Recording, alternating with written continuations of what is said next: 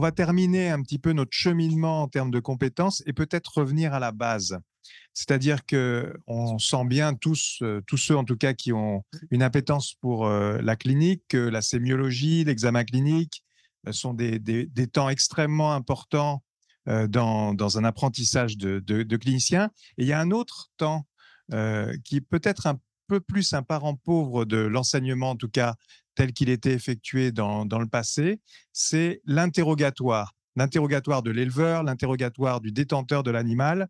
Souvent, en tout cas dans les expériences en école vétérinaire que j'ai pu avoir, c'était des choses qui se faisaient en dehors de la présence de l'enseignant et ensuite l'étudiant rapportait à l'enseignant. Or, il peut y avoir un certain nombre de difficultés, d'appréhension et aussi de techniques à développer pour ce type de savoir-être cette fois.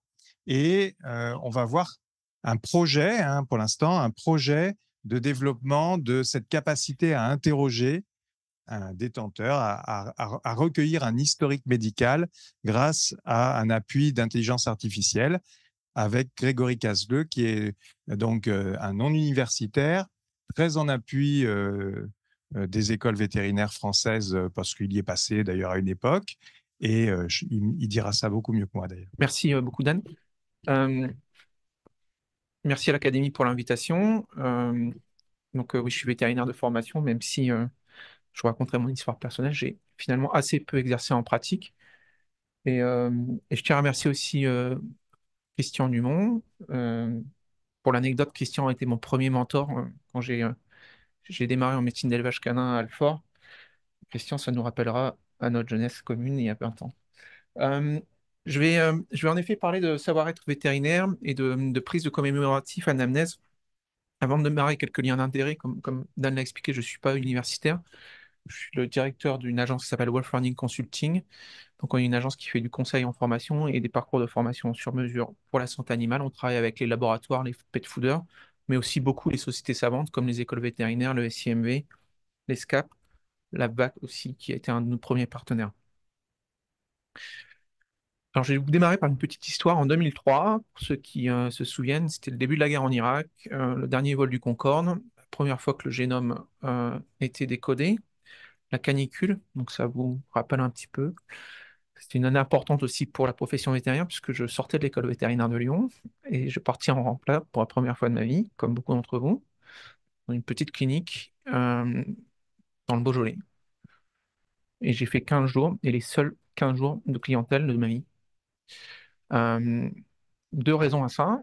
Euh, je me sentais un peu light techniquement, mais bon, ça, à la limite, ça s'attrape. Mais j'ai été traumatisé par deux conversations avec deux clients. Une vieille mamie qui perdait son chihuahua qui a pleuré dans la salle d'attente et j'ai pas pu la gérer.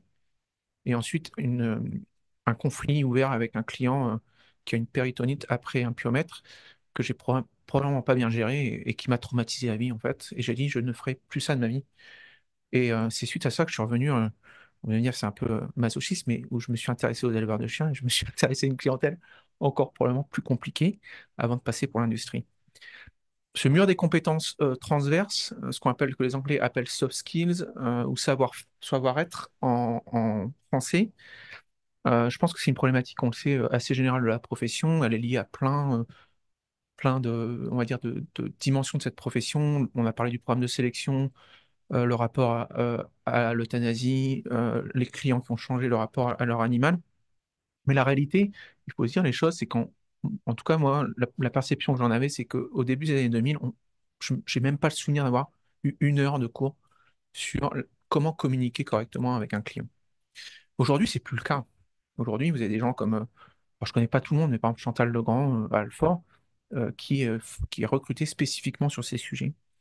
Et quand vous regardez le référentiel de compétences des cliniques des vétérinaires édité par les écoles vétérinaires, les savoir-être, qu'on a ici à la slide, hein, donc la capacité à travailler en collaboration, à communiquer, à agir en scientifique, tout ce qui est éthique, ben, en fait, ils sont mis au même niveau que ce que les Anglais appellent les hard skills, c'est-à-dire les savoir-faire, que sont le raisonnement clinique, le geste technique, dont Anne nous a parlé notamment dans les centres de simulation. Donc il faut aussi qu'on arrête un petit peu je pense, de s'auto-flageller de temps en temps dans la profession. La réalité, c'est que ces compétences, bien sûr, on peut améliorer leur formation, probablement qu'il y a des choses à faire, mais qu'aujourd'hui, je pense que globalement, la prise de conscience a été faite et que des choses se mettent en place.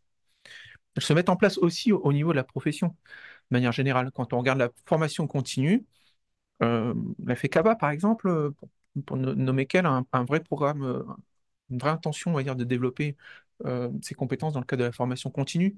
Quand on regarde la VAC, bah, il y a des groupes, hein, le GERM, par exemple, qui, depuis plusieurs années, ont déjà pris ce sujet à bras-le-corps. Quand vous prenez des groupes comme Ergon, par exemple, aussi, ça se développe énormément. C'est également un vrai sujet de recherche. On en a parlé dans les écoles vétérinaires. On fait une recherche sur PubMed, par exemple, avec le mot Communication Skill Veterinary. On a plus de 500 articles qui ressortent, qui sont en peer review. Alors parfois des reviews, parfois des études en double aveugle, avec notamment beaucoup de pays qui vont dire qui jouent un peu la locomotive, comme le Canada, par exemple, l'université de Guelph est très très moteur sur ces sujets.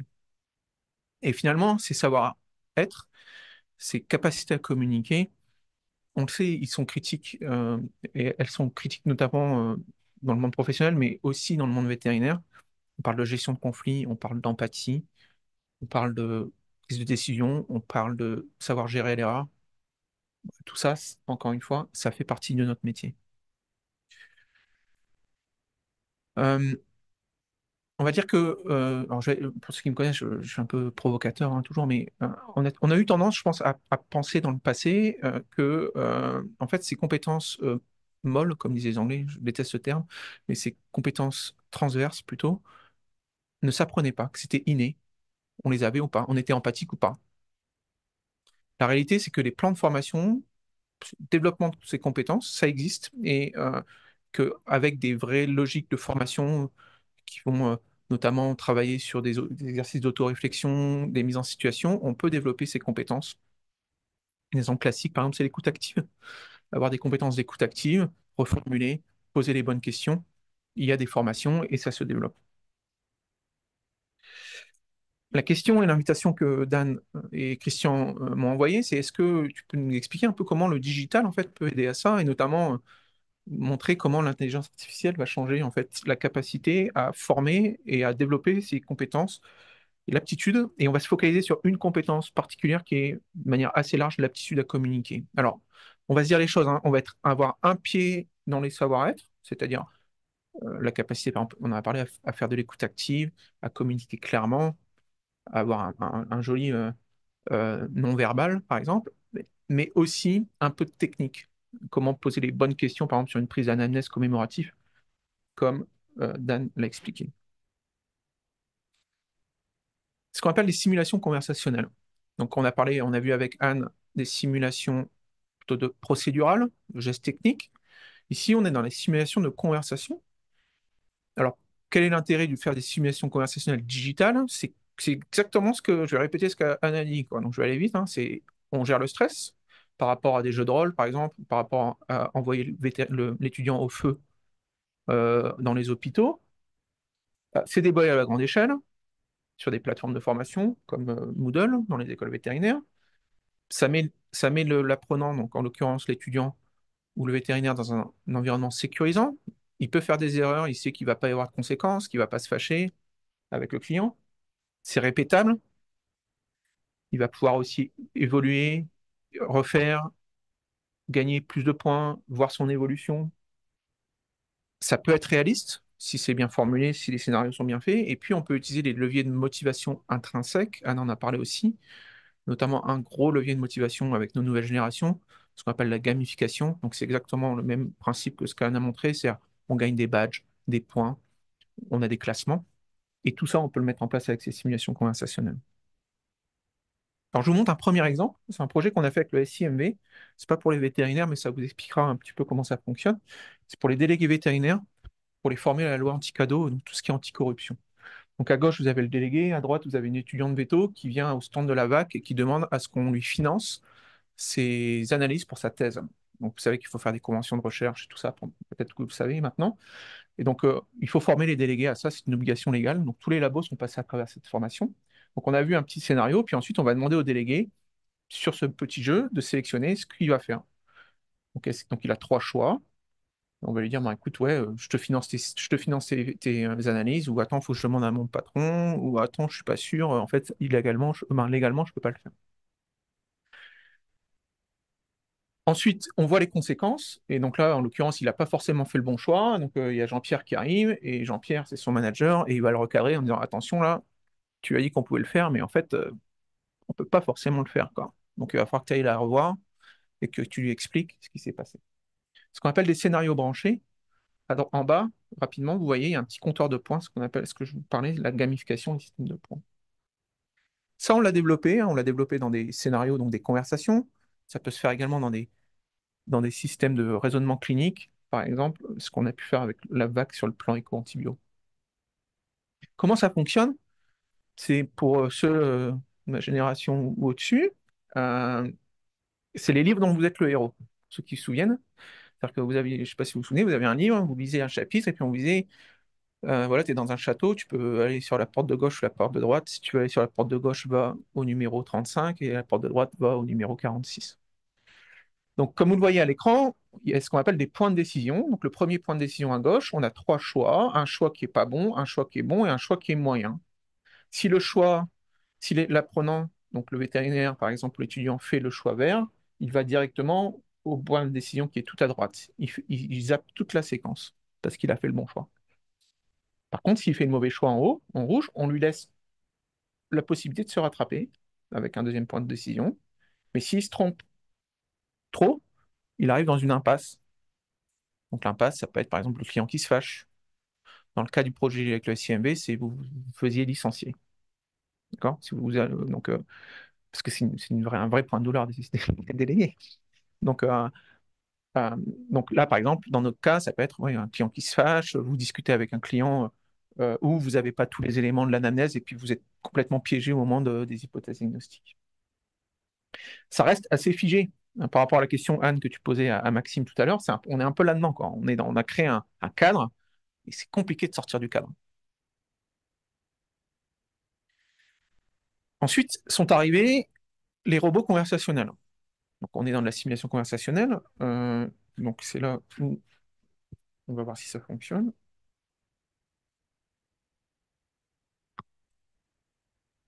Donc c'est la même technologie que ce que Raphaël a montré.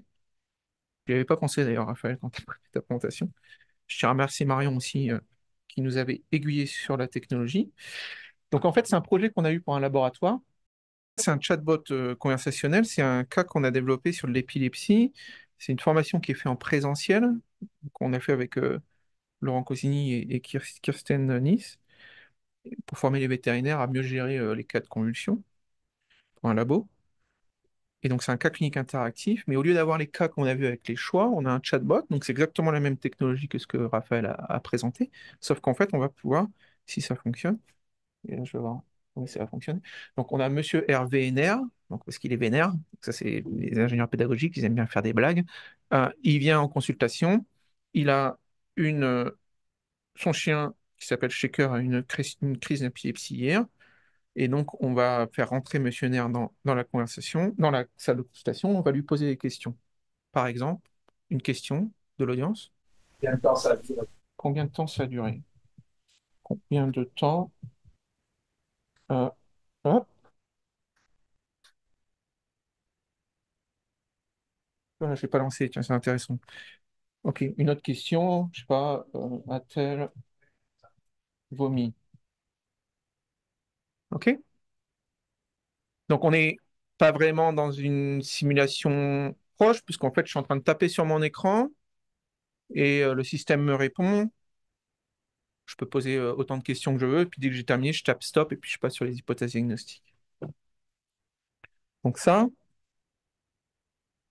c'est ce qu'on appelle des chatbots règles.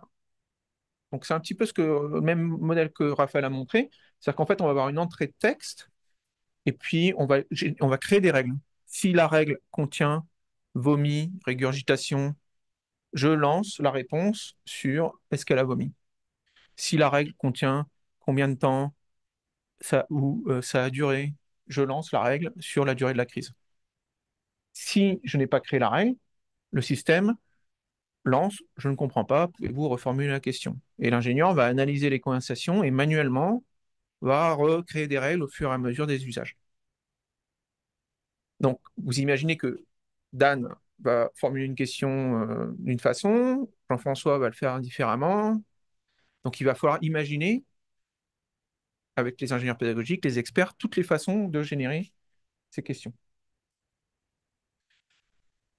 Donc, ça demande un peu de boulot, quoi.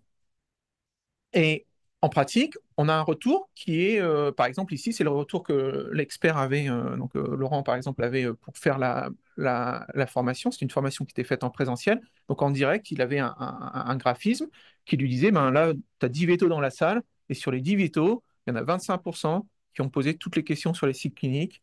Par contre, on a 100% qui ont posé toutes les questions sur la description de la crise et s'il y a eu une autre crise. Et donc, l'expert, le formateur, il va pouvoir adapter son discours en disant, ben, OK, la description de la crise, vous maîtrisez, je vais pas vous en parler. Par contre, la fréquence des crises, il n'y a personne qui a posé des questions, donc je vais vous montrer le type de questions qu'il faut poser, quoi. Et donc, on fait un peu de la formation sur mesure. C'est clair pour tout le monde? Ouais. Arrive l'IA générative. Alors, l'IA générative, on en parle beaucoup depuis 18 mois, 24 mois, mais la réalité, c'est que c'est sur le marché depuis très très longtemps, hein. OpenAI, ChatGPT, en fait, ceux qui s'y intéressent depuis plusieurs années, c'était en bêta sur le marché et ça commence à tester. Et c'est là qu'on joue.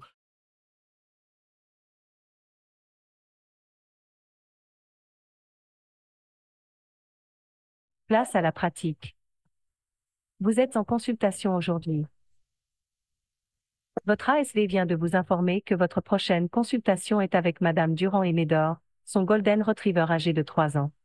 Médor mâchouille encore sa peau. Il a déjà eu des consultations à cause d'affections cutanées et des soucis au niveau de ses oreilles. Vous avez mis en place des antibiotiques et des corticostéroïdes, et sa réponse au traitement est variable. Votre mission est de poser autant de questions que vous le souhaitez pour obtenir un historique détaillé. Pour commencer, cliquez sur le bouton microphone en bas à droite de l'écran. Je t'expliquer. Maintenez le bouton enfoncé. Donc, juste au passage, elle n'existe pas cette dame, hein. Elle a été générée par intelligence artificielle. On a tapé du texte et la vidéo s'est générée. Bonjour docteur. Je suis ravie de vous revoir. J'étais enchantée lorsque j'ai découvert que ma consultation était prévue avec vous. J'ai amené Médor avec moi aujourd'hui car il se gratte. Donc ici, on a une interface assez similaire à WhatsApp. Donc je vais cliquer sur le bouton, Dan, et tu vas poser une question. Est-ce que Médor reçoit des traitements actuellement? Oui, Médor est actuellement traité avec un médicament pour les puces et un autre pour les infections de la peau. Nous avons également commencé à utiliser un shampoing spécial pour les démangeaisons, qui semble fonctionner mieux que le précédent. On en fait une autre, juste pour la route. Quel est le médicament pour les infections? Et là, elle répond pas. Bref, parce que j'ai un, Autre chose. j'ai un problème avec le micro. Ouais, ok. le micro ne répond pas. On Mais comprend. voilà, le système, voilà comment il fonctionne. Donc en fait, là, on est par rapport au chatbot règle où on avait, comme vous l'avez vu, et je vais repasser sur la présentation.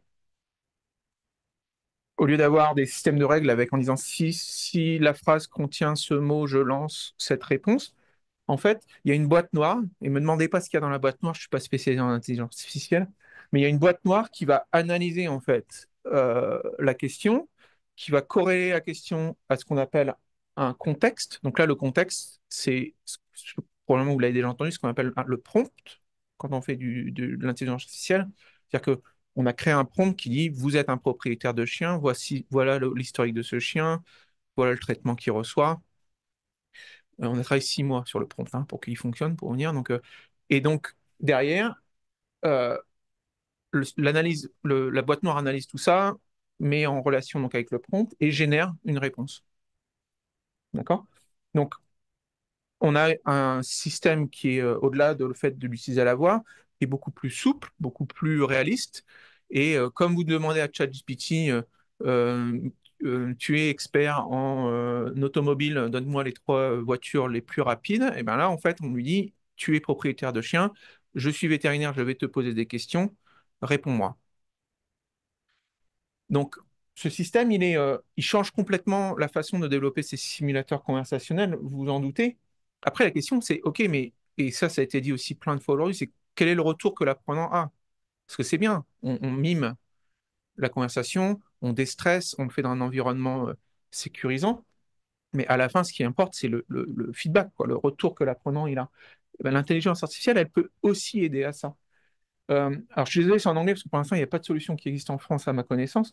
Mais en haut à gauche, par exemple, vous avez un simulateur conversationnel développé par une boîte anglaise sur ce qu'ils appellent des conversations critiques, donc managériales. Donc là, c'est un recadrage managérial. Et c'est par exemple pour les gens qui travaillent dans l'industrie. Et vous voyez que ça va évaluer si donc setting a welcoming tone, demonstrating good listening skills, c'est tout ce qui est écoute active. En fait, ça va scorer la qualité de la conversation et l'application de l'écoute active et ça va donner un commentaire en disant c'est bien, tu as posé des questions, mais tu aurais plus reformulé, par exemple. En bas, vous avez un autre système qui, lui, un peu à ce qui se fait pour maintenant sur Zoom, par exemple, ou d'autres solutions, qui va analyser aussi les mots pollueurs en disant, en fait, quand tu fais une conversation, tu as tendance à dire des ou des en plus de manière automatique pour l'apprenant. Et à droite, c'est une solution française qui est en développement à ma connaissance, et en plus d'analyser la qualité de la conversation, elle analyse le non-verbal. C'est-à-dire qu'elle va regarder si les gens regardent leurs pieds, vous regardent dans les yeux, sourient. Et donc avec la même technologie. Donc, ces simulations conversationnelles, elles viennent enrichir le parcours de formation. Elles ne vont pas remplacer, à l'instar de ce qui a été fait dans les centres de simulation, elles ne vont pas remplacer les jeux de rôle, elles ne vont pas remplacer les stages en clinique, elles vont enrichir les parcours. Donc, par exemple, comme ce que Maxime a fait, où il avait je caricature Maxime, un traumatisme quand il envoyait les étudiants dans les élevages porcins. Ben, moi, j'ai été traumatisé sur ma première conversation critique, quoi. Donc, comment je peux être formé à travers des formations digitales pour, entre guillemets, désacraliser euh, la conversation. Et puis ensuite, bah, quand je vais me retrouver en stage ou en jeu de rôle avec Chantal Legrand à Alfort, avec des acteurs, bah, je serai préparé. Donc c'est la même logique du jamais la première fois sur le patient, on l'a vu, qui a été décliné dans notre environnement vétérinaire, jamais la première fois sur l'animal. Et là, on ouvre une nouvelle porte qui est jamais la première fois sur le propriétaire, sur l'éleveur, sur le confrère, sur l'ASV. Finalement, comme beaucoup de professions, on est avant tout une profession sociale qui est basée sur les interactions sociales. Et avec ces solutions, on ouvre une nouvelle porte de développement des compétences. Voilà, je vous remercie. Si vous avez des questions, je peux les prendre. Merci beaucoup. Greg, avez-vous des questions dans la salle? C'est un énorme travail que de construire tous ces programmes. Bon, on en a eu une expérience à travers une éco-antibio qui a permis qui a financé un projet d'enseignement de l'antibiorésistance dans toutes les espèces. Je crois que Dan, tu en as. C'était branché. C'était le niveau 1, quoi. d'avant, c'est-à-dire d'avoir tout prévu les scénarios. Ouais. Si tu dis quelque chose hors cadre, la machine ne comprend pas. Était bloqué. Voilà. Donc, c'est encore plus difficile d'imaginer toutes les questions possibles. Donc, sur l'approche 2, honnêtement, ce qu'on a fait sur l'épilepsie, le projet, il a 2 ans. À chaque fois qu'on fait une formation, on fait une mise à jour technique. Parce que, comme j'expliquais, toi, tu vas poser une question d'une façon, Dan va la poser de l'autre façon. Et donc, comme c'est des règles noir-blanc, en gros, je passe oui, oui, non, c'est du 1-0, quoi, comme on est obligé d'analyser les conversations et toutes les réponses où on a eu je ne comprends pas, reformuler votre question, ça va être analysé par le développeur qui va faire une mise à jour. Avec l'intelligence artificielle générative, on ouvre une nouvelle porte. En fait, on laisse travailler la boîte noire. C'est-à-dire que je- ça veut pas dire que c'est simple, hein, mais en fait, on n'a pas dit à la boîte noire, voici toutes les questions qu'un vétérinaire peut poser. Ce qu'on a dit à la boîte noire, c'est tu es un propriétaire, voilà les signes cliniques de ton animal, voilà comment tu vas répondre, quelle tonalité tu vas répondre, à toi de jouer. On a eu des problèmes, hein, Jean-François. Par exemple, elle parlait beaucoup trop, Madame Michu. Elle envoyait tout, quoi. Tu lui posais une question, comment va votre chien? Et puis elle nous faisait l'anamnèse, les comémos pendant 2 minutes, quoi. Mais Ouais. la réalité, c'est que, et on va se dire les choses, et ce que Dan a dit ce, ce que Dan a dit en introduction aussi, moi, j'ai pas la prétention de savoir, d'être expert dans ces domaines-là. C'est-à-dire que l'enjeu, il est de trouver en fait les bons partenaires technologiques qui maîtrisent ces solutions et de mettre en place des partenariats avec eux. Parce qu'en fait, des solutions comme ça, aujourd'hui, il en existe sur le marché, sur tout ce qui est technique de vente, conversation managériale. Et en fait, décliner ces solutions dans une prise de commémo anamnèse, je ne vais pas dire que c'est facile, hein, mais, euh, mais c'est beaucoup plus faisable que de redémarrer à zéro comme nous, on l'a fait, par exemple. Tu vois. Et juste pour compléter la réponse, Bénédicte Yvain, qui est vétérinaire chez nous, qui, je crois, c'est en ligne, qui a travaillé sur le prompt avec un autre développeur, elle l'a dupliqué, par exemple, sur le diabète. Le premier prompt, il a pris 6 mois à faire. On l'a fait sur le diabète, là, sur un cas de suivi de diabète. On a bossé, je ne vais pas dire de bêtises, mais entre 1 et 2 mois dessus, en fait, quoi. Donc, à partir du moment où tu as développé, en fait, le... Alors, c'est un coût, mais euh, c'est durable, comme toutes les solutions digitales. C'est-à-dire que si on arrive à développer ça et que ça soit déployé dans les écoles, en fait, le coût apprenant devient négligeable par rapport, par exemple, à faire venir un acteur qui va te coûter 1 000 € par jour, quoi. Mais c'est un coût d'investissement, hein, c'est certain, je pense. Ce que je n'ai pas compris, c'est si dans la solution que vous essayez de développer, vous allez avoir un feedback, c'est-à-dire si un enseignant, par exemple, peut ensuite avoir toute une série d'informations sur des comportements d'étudiants, sur leur façon d'interroger, de façon à ensuite préparer des séquences d'apprentissage au questionnement. Mais c'est vers ça qu'on souhaiterait arriver. Après, est-ce que ça sera faisable, encore une fois, euh, sans partenaire technologique? Moi, en tout cas, aujourd'hui, j'en doute.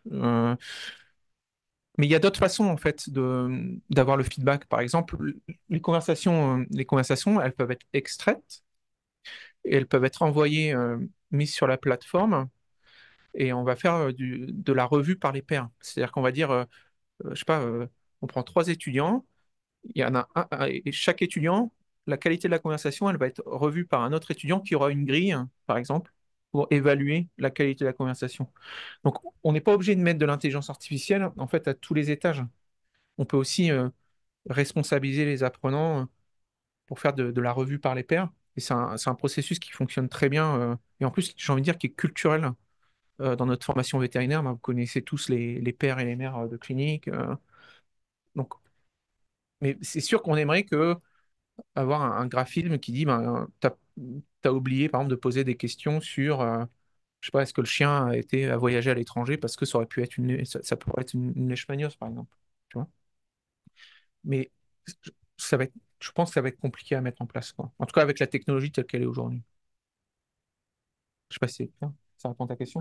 Oui, oui, oui. Non, non, non, non. Je pense que c'est ça, c'est vers ça qu'il faut aller. C'est-à-dire que si on veut que ça fasse gagner du temps aux enseignants et qu'ils puissent justement changer des comportements, faire évoluer ces comportements, il faut qu'il y ait un moment, une partie de reporting sur bah, des erreurs effectuées ou en tout Mm. cas des façons de faire de chaque apprenant. Je pense que sinon, ça restera juste ludique, mais je trouve ça très intéressant, mais je pense qu'il faut qu'il y ait cette partie de reporting. On pourrait avoir un premier niveau d'analyse, en fait, par l'outil. Mais encore une fois, ben, parce que ça c'est un des gros biais, entre guillemets, qu'on pense de la formation digitale. C'est que la formation digitale, elle vient pas remplacer l'enseignant, elle vient aider l'enseignant. Mais c'est sur l'aide de Ben, l'enseignant que c'est je ça. parle. C'est-à-dire qu'en fait, là, typiquement, tu vas, tu vas les faire passer dessus, tu vas peut-être avoir un premier niveau de feedback par l'enseignant, mais à un moment, il faut que l'enseignant il prenne le feedback et qu'il dise, écoute, Valérie, tu viens de faire la simulation, on a vu ensemble, moi, ce que je te propose, comment tu t'es ressenti, c'est quoi les points d'amélioration que tu penses que tu peux avoir? Regarde, le système, il me dit que tu n'as pas posé de questions, assez de Voilà. questions ouvertes. Donc, il y aura ça. Tu es obligé d'avoir Oui, ça. oui. En fait, le e-learning, ou de manière générale, ça, comme je dis, ça ne, je veux dire, ça ne tue pas. Ça ne supprime pas les enseignants, ça change leur rôle. Hmm. Ça les aide à être plus en position de coach, de facilitateur, Hmm. de tuteur, exactement. Y a-t-il d'autres questions? On est un petit peu hors timing. Alors, avec une question comme ça, c'est toujours un petit peu difficile. Ah, pardon, j'avais quand même vu que Anne avait levé la main. Anne, est-ce qu'il est encore temps de te donner la parole? Parce que c'est quand même frustrant Oui, sinon. oui, alors c'était juste une question un peu secondaire, c'était sur plutôt la forme, parce que c'est vrai que l'outil ouvre quand même des horizons. Merci à Grégory pour cette présentation, c'était vraiment super passionnant. Mais ça ouvre des horizons vraiment infinis, quoi. C'est vraiment super intéressant. La seule chose, moi, que je trouve un petit peu dérangeante, c'est que quand je vois le niveau conversationnel qu'on peut avoir dans les jeux vidéo qui, Ouais. maintenant, sont quand même vachement performants, au niveau de la restitution de la voix, là, évidemment, c'est un peu Dark Vador, la personne, hein, la propriétaire, elle est pas très réaliste, sur le plan de la voix et du coup, ça crée une distance, en fait et ça rend les choses un peu irréelles puisqu'on conçoit, enfin, tout de suite, étant donné qu'il y a pas du tout de message, non verbal, que la voix est totalement déshumanisée. Du coup, ça limite un petit peu, tu vois, l'intérêt par rapport à des acteurs. Alors évidemment, comme tu l'as souligné, c'est pas le même prix non plus, une fois que c'est développé, mais on n'est pas du tout dans le niveau d'empathie vis-à-vis de la personne Je et suis ça, est-ce que complètement ça d'accord. Ouais, je suis complètement d'accord, Anna. C'est en fait, tu sais, on est une petite agence, on n'a pas beaucoup de budget, donc on l'a fait comme ça avec des solutions gratuites. Mais les solutions qui sont, on va dire, il y a des entreprises, comme je le dis, qui ne font que ça, hein. Donc, oui, oui, et non, en mais je fait, critique pas, hein, je trouve ça ouais, je trouve ouais, ça super bien, hein, mais et les solutions qui font que ça, en fait, elles ont les voix synthétiques, elles sont, on appelle ça neurales, c'est-à-dire qu'en fait, elles t'appliquent de l'émotion, c'est-à-dire qu'en fonction du texte et des mots, mmh, l'intonation va pas être la même. Et en plus, tu as des expressions, comme tu dis, de visage. Donc ça, pas plus tard que la semaine dernière, le principal acteur de solutions technologiques comme ça a mis une grosse mise à jour. Et on va voir, nous, si on peut l'intégrer dans la solution à terme. C'est critique, en fait, dans l'expérience. Je pense que c'est pas négligeable. C'est critique parce que, encore une fois, comme tu le sais, la simulation, l'objectif, c'est de se rapprocher le plus de la réalité. Et là, en fait, on n'est pas forcément dans une situation réelle, quoi. mais surtout sur ce type d'objectif où c'est d'établir le lien avec la personne, donc là, il faut qu'on Complètement. soit en Complètement. capacité de le faire. Complètement. En tout cas, c'est vraiment, super intéressant. J'ai une question pour les collègues. D'ailleurs, je tiens à les remercier pour cette excellente présentation concernant cet aspect-là d'enseignement. Mais ici, au Maroc, à l'Institut agronomique et vétérinaire Hassan II, on a essayé d'avoir ces sortes de simulations, mais d'avoir idée le coût. Donc, je pose la question, est-ce que vraiment maintenant il y a plus d'accessibilité, d'accès pour avoir donc ces mannequins, surtout les mannequins? Est-ce que vous avez pu développer des ateliers pour les produire chez vous? Merci. Mmh. Il y avait une question autour du coût de développement et je pense que ça peut être une question pour toutes les personnes qui se sont exprimées parce qu'on a vu qu'il y avait Exactement, oui, oui. plein de façons de répondre. Et je n'ai pas bien saisi la deuxième partie de votre question. La deuxième, c'est-à-dire, est-ce que pour la création de ces sortes de simulations, est-ce qu'on se base uniquement sur l'achat de ces mannequins et des pièces, ou bien est-ce qu'il y a des ateliers pour les produire? Oui, ça rejoint aussi des notions de coût. Qu'est-ce qui a été fait finalement un peu en bricolage local, Anne, et qu'est-ce qui a été acheté et pourquoi on a acheté et pourquoi on a bricolé? Alors sur la partie procédurale, hein, évidemment, je vais pas répondre du tout sur le numérique, sur les aspects numériques. En fait, on peut arriver à faire des choses pour vraiment pas cher. Alors, évidemment, comme pour tout, le temps, c'est soit du temps, enfin, soit de l'argent, soit du temps. Donc, il faut y consacrer du temps. Mais, il existe un certain nombre de modèles dont l'efficacité pédagogique a été validée et qui ne sont absolument pas coûteux. Donc, à commencer par exemple par l'exemple que je vous ai montré avec les serviettes et les torchons à vaisselle pour faire des sutures. Mais nous, on a beaucoup fabriqué de mannequins avec des peluches Ikea, donc 15 € le chien et ensuite, avec du V-Trap et une tubulure en caoutchouc, on arrive à faire, une veine et ça nous sert à faire, tout ce qui est pose de cathéter intraveineux sur le chien, mais aussi la ponction veineuse, injection de médicaments par cette voie et cetera et cetera. Donc ça, on peut le décliner à l'infini. On l'a fait, par exemple, pour les prélèvements sanguins à la veine caudale chez la vache. Donc on a fait des choses comme ça. Après, il y a les mannequins commercialisés sont très, très chers. En plus, ils sont souvent fabriqués, alors il y a un très gros fournisseur qui est basé au Canada, donc ça suppose de faire venir avec des frais de transport, plus des frais de douane, donc ça coûte horriblement cher. Par contre, c'est très durable, donc là, ça peut valoir le coup et puis, mais on peut quand même arriver à faire une salle de simulation, sur les principaux gestes pour un coût qui reste, relativement modéré. Et Merci. pour ce qui est de la partie digitale, au fur et à mesure que les technologies avancent, celles d'avant sont plus accessibles, souvent d'ailleurs en open source. Et par exemple, effectuer des scénarios branchés qui ont encore probablement leur place, ça prend énormément de temps, mais c'est pas inaccessible financièrement. Contrairement probablement à des solutions en développement telle que la dernière qu'on a vue présenter. Donc, vous posez un vrai sujet, hein, et en particulier, le temps de préparation de ce genre de choses est énorme. En fait, il y a un concept en enseignement qui est que le temps de l'apprenant et le temps de l'enseignant est à peu près constant. Donc, soit l'enseignant passe beaucoup de temps et l'étudiant un peu moins, ou vice-versa. Mais dans ces solutions, l'enseignant passe toujours beaucoup de temps. Comme je vous le Merci. Je vous en prie. Comme je vous le disais, je dois clôturer cette session. Moi, j'ai eu un plaisir fou à vous écouter tous les quatre et je voudrais peut-être reprendre 4 ou 5 idées que m'ont inspiré vos interventions. D'abord, je trouve qu'on retrouve chez chacune la notion que le découpage d'actes ou de façons de raisonner complexes en actes élémentaires est très importante pour un apprenant. C'est-à-dire que c'est en découpant en solutions élémentaires d'apprentissage qu'on va mettre ensuite les gens en confort et en succès. Ça vient de la pédagogie du sport, en fait.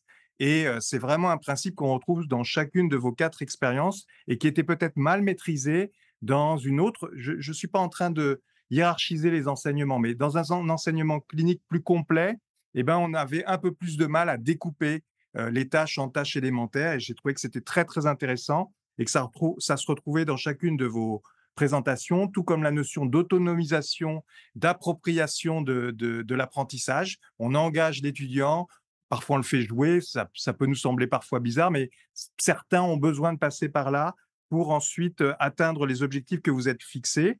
Je retiendrai aussi la nécessité de science, c'est-à-dire à un moment, on ne peut pas faire l'économie de la validation de ces stratégies-là et dans leur valeur ajoutée pédagogique, en l'occurrence, euh, que vous ne refusez pas désormais aussi l'apprentissage de savoir-être. Alors, nos maîtres nous apprenaient aussi à une certaine forme de savoir-être, mais qui était assez cadré.